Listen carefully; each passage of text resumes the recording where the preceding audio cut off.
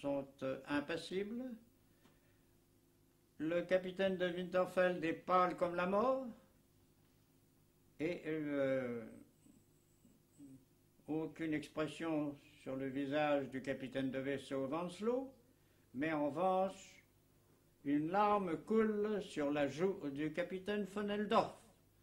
Ce moment est certainement le moment le plus émouvant, le plus dramatique dans sa simplicité de cette scène qui a toute sa grandeur justement dans son extrême simplicité. Lorsque l'énumération des clauses principales est terminée, il est indiqué aux Allemands qu'ils ont leur gouvernement dispose de 72 heures pour se décider et dire s'il accepte oui ou non les conditions d'armistice qui sont imposées par les Alliés, qui ne sont pas à discuter, qui sont imposées par les Alliés. À cela, le général von Winterfeld demande que, étant donné cette durée, les hostilités soient arrêtées aussitôt. Le maréchal refuse cette proposition qu'il trouve déraisonnable. Il demande également que les délais soient augmentés, puisqu'il faut emporter l'armistice au gouvernement allemand à Berlin. C'est également refusé. Et la séance se termine sur ce refus. Il n'y aura de séance plénière que le dernier jour, dans la nuit du 10 au 11, la séance plénière qui aboutira à la signature de l'armistice. Mon général, puisque nous nous trouvons en ce moment dans la clairière même de l'armistice, pourriez-vous nous indiquer l'emplacement du wagon du maréchal Foch? Exactement là où sont ces bornes et où il y a une plaque. Et maintenant, mon général, pourriez-vous nous résumer brièvement ce qui s'est passé après la lecture des conditions d'armistice par le général Weygand? À 11 heures, la séance était terminée. Les plénipotentiaires allemands ne pouvaient accepter les conditions d'armistice qu'après les avoir soumises à leur gouvernement.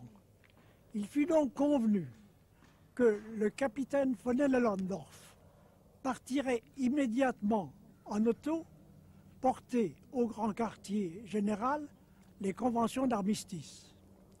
L'officier français qui était chargé de pourvoir aux besoins des Allemands pendant leur séjour fit immédiatement préparer un repas froid pour le capitaine. Mais avant de partir, le capitaine eut le temps de prendre un déjeuner. Aussi, en montant dans sa voiture, il demanda à notre officier ravitailleur « Est-ce que je puis emporter leur repas froid, bien qu'ayant pris un repas chaud ?» « Bien entendu, lui fut-il répondu. Ce fut d'ailleurs une sage précaution, parce que lorsque le capitaine von Ehlendorf arriva sur le front allemand, il fut reçu à coups de fusil. Et ce n'est que le lendemain, dans l'après-midi, après 24 heures d'efforts, et après on eut envoyé un avion porteur d'un drapeau blanc à son secours, qu'il put enfin franchir les lignes et gagner Spa, où se trouvait le grand quartier allemand. Caporal Auguste Petit, conducteur dans le train du maréchal Foch du 7 au 11 novembre. Monsieur Petit, pouvez-vous nous dire où se trouvait le train des plénipotentiaires allemands? Ici en face, où nous nous trouvons. Où sont les bornes? Où sont les bornes? Bon, ils sont restés ici pendant 3 jours, vous les avez vus? Oui, monsieur. Est-ce que vous avez une anecdote à nous rappeler? Oui, monsieur.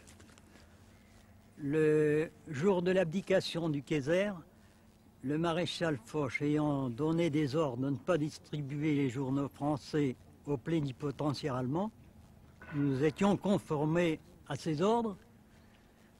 Les 2 ministres allemands faisant l'aller et venue entre les 2 trains, où se trouvait un chef de gare qui nous accompagnait, ayant été choqués par la vue du journal où il y avait l'abdication du Kaiser en grandes lettres, ont demandé à acheter le journal.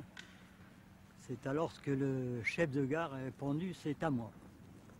Capitaine de Mieri, officier du 3e bureau à l'état-major des armées alliées. Mon général, Que se passait-il chaque soir durant ces 3 journées? Chaque soir, à 19h30, le train quittait son emplacement de la forêt de Compiègne et se rendait à Compiègne pour y faire le plein d'eau potable.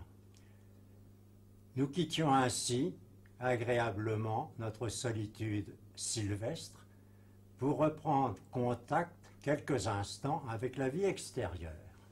Or, le dimanche 10 novembre, au passage de la station de Rotonde, le chef de gare demanda qu'un officier se rendît à son bureau pour recevoir une communication téléphonique.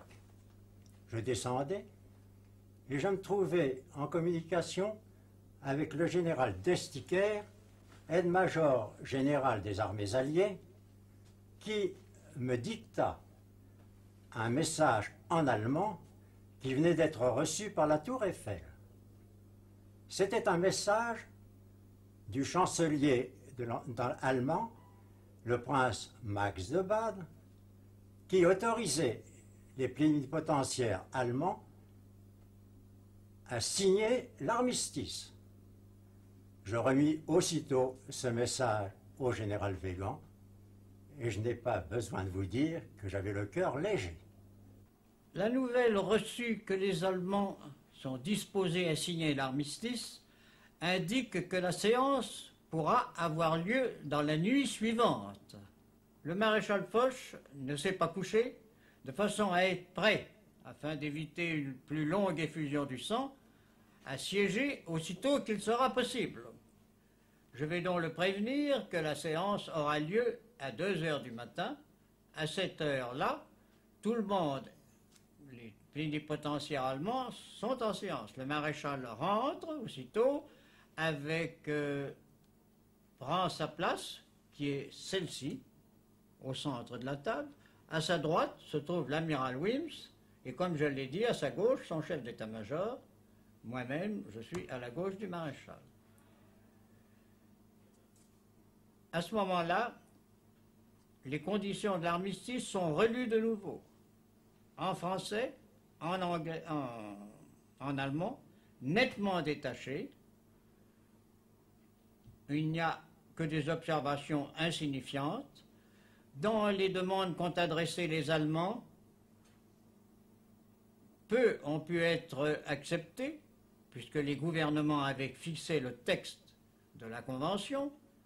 Une en particulier a été acceptée par le maréchal Foch. C'est celle dans laquelle les Allemands demandaient qu'un plus grand nombre de mitrailleuses leur soit laissé, de façon qu'ils disposent des armes suffisantes pour ramener l'ordre à l'intérieur. C'était un souci que nous ne pouvions l'empêcher d'avoir, et ça leur fut accordé. Le général Weygand m'a fait appeler et me demande de faire taper en 2 exemplaires la dernière page de la convention d'armistice, afin qu'elle puisse être signée immédiatement. Je l'ai remise à un secrétaire qui, en quelques instants, me la rapporte. Soldat Henri Delédic, secrétaire à l'état-major du maréchal Foch. Monsieur, c'est bien vous, n'est-il pas vrai, qui avez frappé, qui avez tapé le texte des conventions d'armistice? Il est exact, nous étions 3 secrétaires, il y avait le sergent Stevenel, le caporal Grandchamp et moi-même, qui avons tapé en effet ce texte. Nous l'avons fait hâtivement. La preuve, n'est-ce pas, c'est que le texte de l'armistice est recto verso sur la première feuille, le papier carbone ayant été posé à l'envers.